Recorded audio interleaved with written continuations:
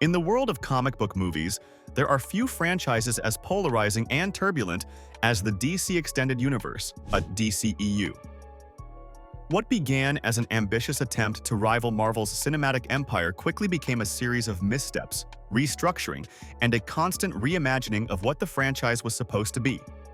From early box office successes to critical disappointments, the DCEU's journey has been fraught with challenges, leaving fans wondering whether it could ever find its footing. However, after years of speculation and fan outrage, the DCEU officially collapsed, paving the way for a new era under the leadership of James Gunn and the dawn of the DC Universe, DCU. But what exactly led to the downfall of the DCEU? And what does the rise of the DCU mean for the future of the franchise? The story of the DCEU's collapse is one of ambition, creative tension, and missed opportunities. For years, Warner Bros. Struggled to find a consistent tone, vision, and leadership for its growing superhero film universe. While Marvel Studios had successfully built its interconnected cinematic universe with a clear roadmap, the DCEU often felt like it was playing catch-up, trying to emulate Marvel's success without fully understanding the elements that made it work.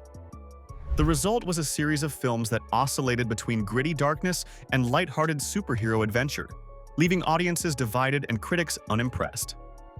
Yet, despite its struggles, the DCEU also birthed some gems, particularly in the form of films like Wonder Woman and Aquaman, which gave fans hope that the franchise could still find its stride. At the heart of the DCEU's collapse was a lack of direction. From the controversial casting of Henry Cavill as Superman to the critical failure of Batman v Superman. Dawn of Justice, the DCEU seemed to be running in every direction at once. The failure to establish a cohesive vision for the characters, their motivations, and the overall narrative arc left the universe in disarray.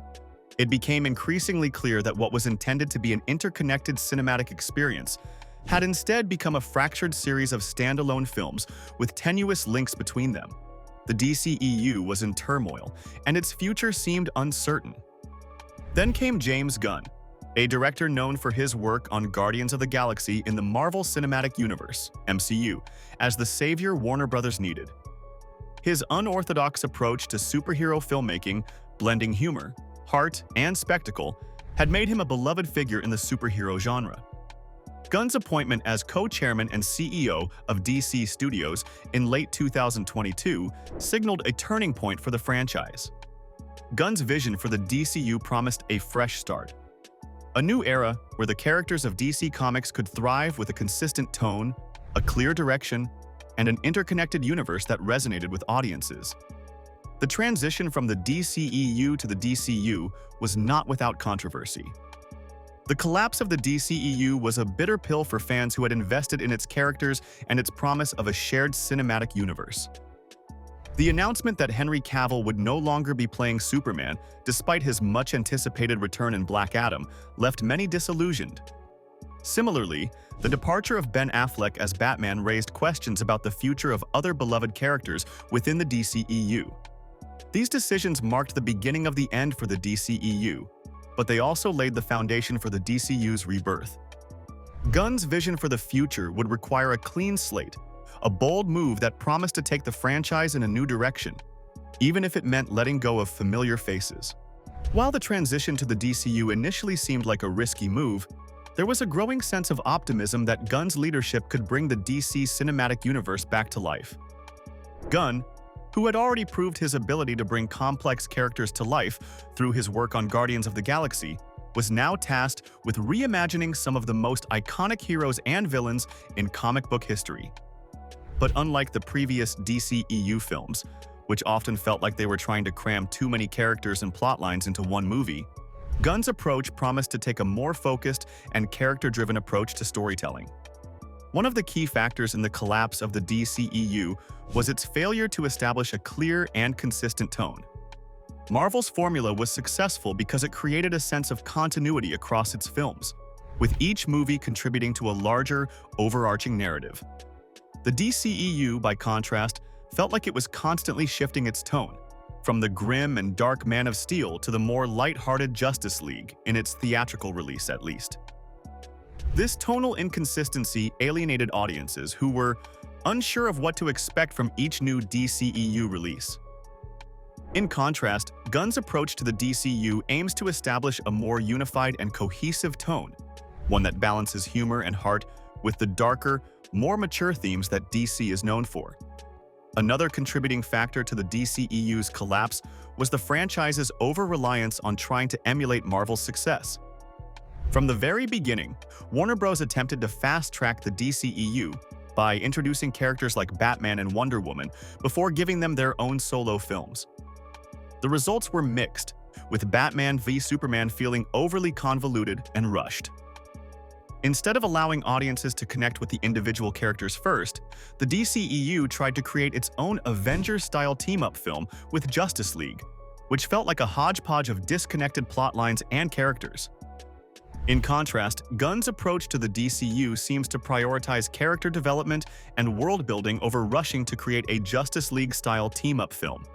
As part of the DCU's fresh start, Gunn has promised to explore new characters and storylines that have yet to be fully explored on the big screen. This includes a deep dive into the world of the Justice Society of America, JSA, which was introduced in Black Adam, and potentially bringing lesser-known characters like Booster Gold, the Authority, and others into the spotlight. This approach opens up the DCU to a wider range of stories and tones, giving Gunn the freedom to experiment with different genres while still maintaining the interconnectedness of the universe. Fans are excited about the potential for new characters to take center stage, especially as the DCU moves away from the heavy reliance on the big names like Batman, Superman, and Wonder Woman that dominated the DCEU.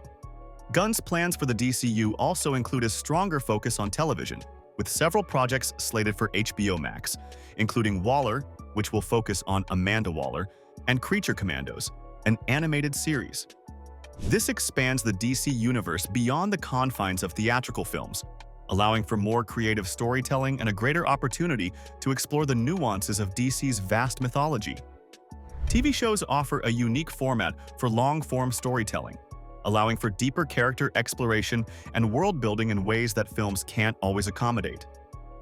Gunn's investment in television suggests a more comprehensive and interconnected approach to storytelling that is designed to work across both movies and shows, similar to Marvel's successful Disney Plus strategy. In conclusion, the collapse of the DCEU and the rise of the DCU marks a critical turning point in the history of DC Comics on the big screen. After years of inconsistent storytelling, tonal shifts, and failed attempts to create a shared universe, James Gunn's vision for the DCU promises a more focused, cohesive, and imaginative approach to superhero filmmaking. While the road ahead is uncertain, there's a palpable sense of excitement surrounding the DCU's potential to deliver fresh stories, new characters, and a unified vision for the future of the franchise.